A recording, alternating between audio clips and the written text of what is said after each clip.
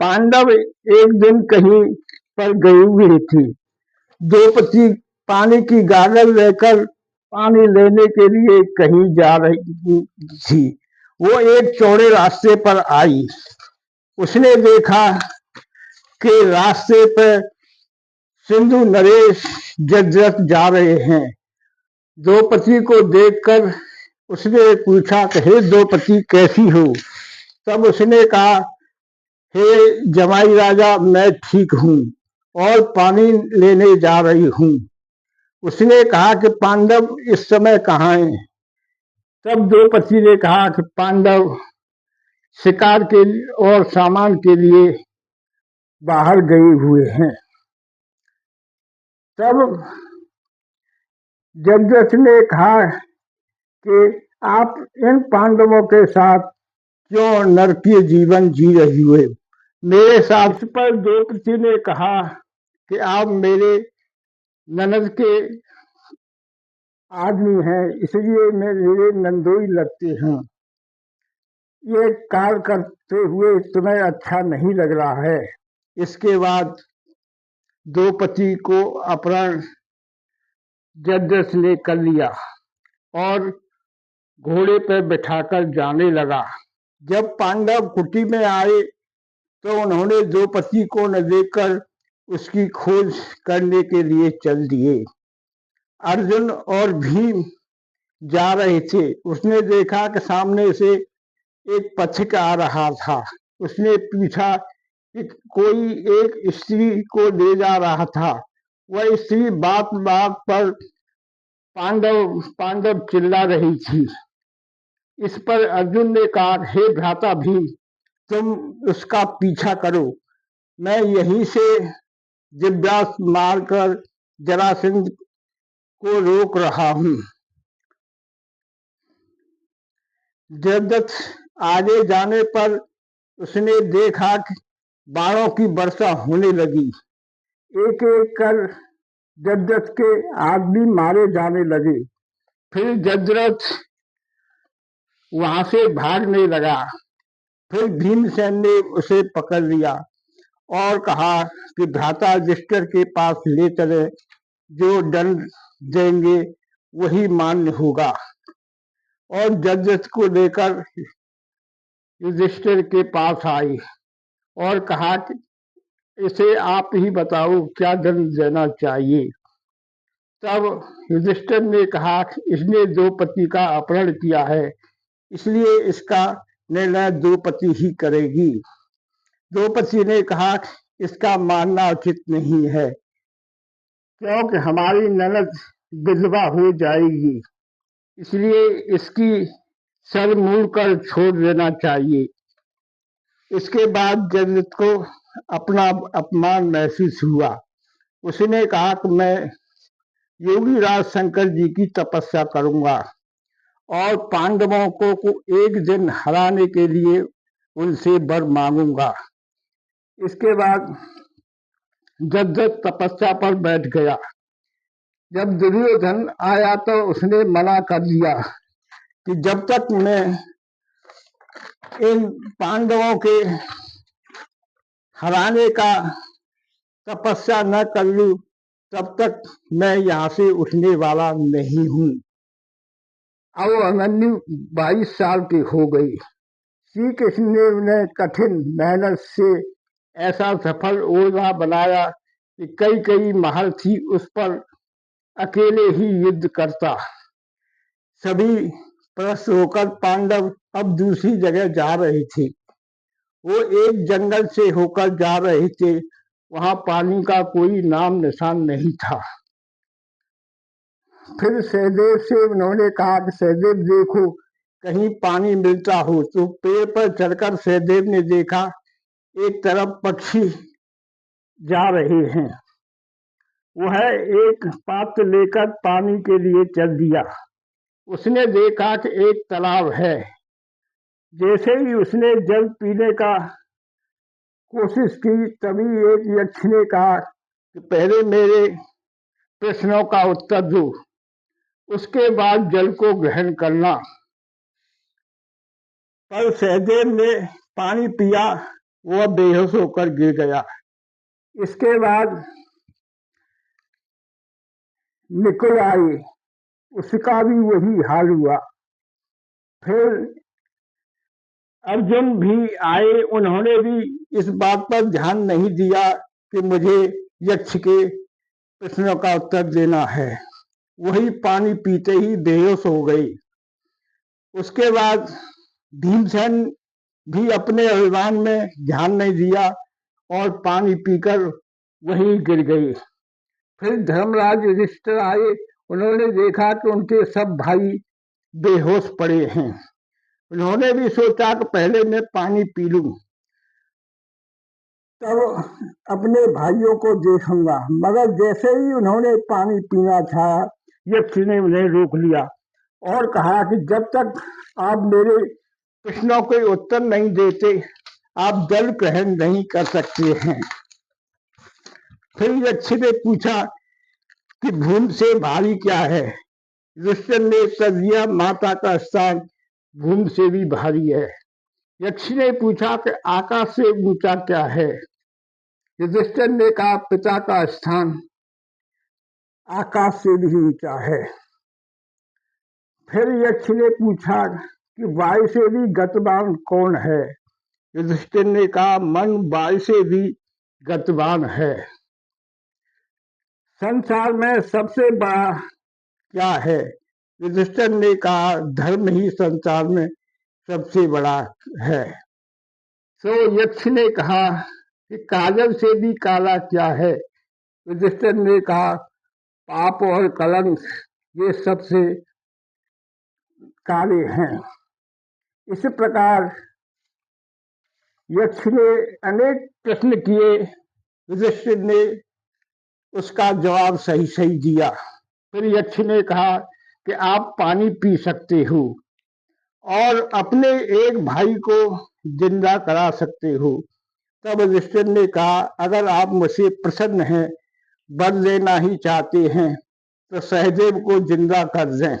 यक्ष ने पूछा, हे अर्जुन, आपने भीमसेन और अर्जुन को छोड़कर सहदेव को ही क्यों चुना? युधिष्ठिर ने कहा, हमारी दो माता हैं, दोनों माता के एक एक पुत्र हो जाएंगे तो दोनों जिंदा रहेंगे। फिर यक्ष ने कहा, हे युधिष्ठिर, मैं धर्म हूं, मैं तुमसे प्रसन्न हूं, अतः मैं तुम्हारे सारे भाइयों को जिंदा कर रहा हूं। उसके बाद यक्ष ने कहा कि अब आप पानी पी सकते हो। इसके बाद यक्ष कहीं विलीन हो गए।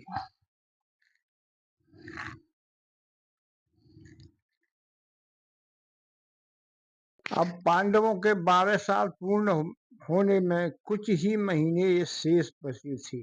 दुर्योधन ने अपने सारे गुप्तचरों को पांडवों के पीछे लगा दिया कि पांडव जहां जहां भी जाते, गुप्तचर उसके पीछे पीछे जाते थे। पांडवों ने एक रात गुप्त मीटिंग की।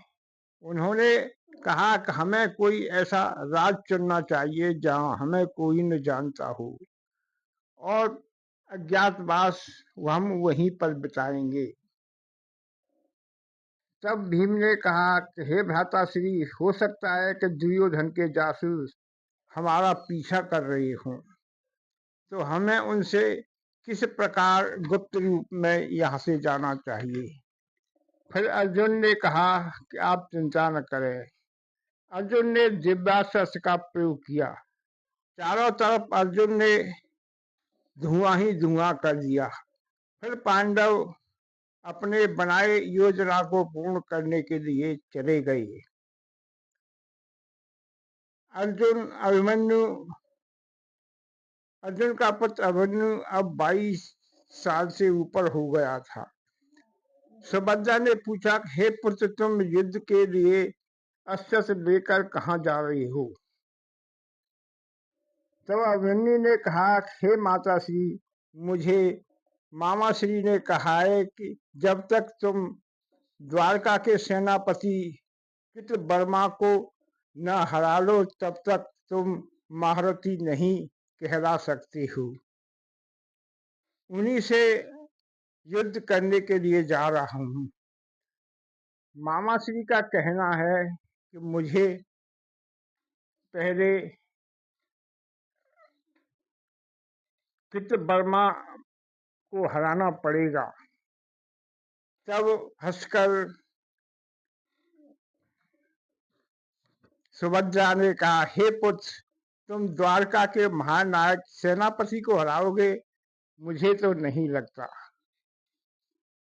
तब अभिमन्यु ने कहा, हे माता श्री, मैं अपने मामा श्री कृष्ण का शिष्य हूँ, चाहे कुछ भी हो जाए, आज मैं उन्हें हरा कर ही आऊंगा। कहते हैं कि दास मेरी प्रतीक्षा कर रहा है, ऐसा मामा श्री ने कहा था, पर वो समय कब आएगा मुझे अभी तक नहीं पता है। तब सुभद्रा ने कहा कि हे पुत्र, अगर भ्राता श्री ने ऐसा कहा है तो एक दिन जरूर सत्य होगा, क्यों? भ्राता श्री का कोई भी कहना व्यर्थ नहीं होता है। इसके बाद कृतवर्मा के साथ तलवारबाजी करने के लिए अभिमन्यु चला गया। उनमें काफी देर तक संघर्ष होता रहा। आखिरकार अभिमन्यु ने कृतवर्मा को हरा दिया। तब अभिमन्यु से श्री कृष्ण ने कहा, हे महारथी, अब तुम जीत गए, इसलिए अब तुम एक बहुत बड़े महारथी बन गए हो। जब दुर्योधन को पता चला कि उसके गुप्तचर नाश होकर हस्तिनापुर आ गए हैं, पांडव वन में न जाने कहाँ गायब हो गए हैं, तब वह गुप्तचरों पर बहुत नाराज हुआ। उसने उन गुप्तचरों से कहलवाया कि उनसे कह दो, अगर पांडवों का पता न लगा सके तो मैं उन्हें मृत्युदंड दूंगा। दुशासन ने जाकर उनको कहा कि भ्राताश्री इस तरह कह रहे हैं। गुप्तचर चले गए। अब बुजुर्ग जी पितामह भीष्म के पास आए और कहा कि हे पितामह प्रणाम। अब तब बुजुर्ग ने कहा कि अब 13वां वर्ष शुरू हो गया है। तब पितामह भीष्म ने कहा, हे पुत्र, ईश्वर करे कि वो अपने कार्य में कामयाबी हो, उन्हें कोई न देख सके कि 13 साल में उन्होंने कहाँ बिताया है। तब बुजुर्ग जी ने कहा, मैं तो ईश्वर से यही प्रार्थना करूंगा, हे पितामह, कि 13वां वर्ष में पांडव पूरा न कर सकें, उन्हें कोई भी कहीं भी पहचान ले, ऐसा मैं सोचता हूँ। तब दुर्योधन पूर्ण रूप से जाना ही नहीं है। पितामह भीष्म ने कहा कि अगर उनका अज्ञातवास सफल हो गया तो बुजुर्ग ने कहा, फिर क्या होगा पितामह? तब पितामह भीष्म ने कहा कि पांडव 13 साल पूर्ण कर आ जाएंगे और अपने पिता श्री बड़े पिता से आशीर्वाद लेकर हस्तिनापुर राज करने चले जाएंगे। तब बुजुर्ग जी ने कहा कि अगर आप ये सोचते हैं कि दुर्योधन उन्हें इंद्रप्रस्थ लौटा देगा तो आप गलत सोच रहे हैं। मैं तो ईश्वर से यही प्रार्थना करूंगा, क्योंकि दुर्योधन को अगर इंद्रप्रस्थ देना ही होता तो पांडवों के साथ लाक्षागृह से लेकर उसने अनेक षड्यंत्र किए और षड्यंत्र के तहत ही पांडवों को जुए में हरा दिया। बुजुर्ग ने कहा कि हे पिताश्री, पितामह, मैं आपको आगाज कर रहा हूँ कि ऐसा नहीं होना चाहिए। इसके बाद भीष्म पितामह ने कहा कि हे बुजुर्ग, तुम मुझे पूर्ण बात क्यों नहीं बताते हो? लाक्षागृह के समय भी तुमने मुझे अंधेरे में रखा और आप भी मुझे अब अंधेरे में रख रहे हो। इस समय पांडव कहाँ हैं? तब विदुर जी ने कहा, हे पितामह, जहां भी होंगे पांडव सुरक्षित होंगे, आप उसकी चिंता न करें।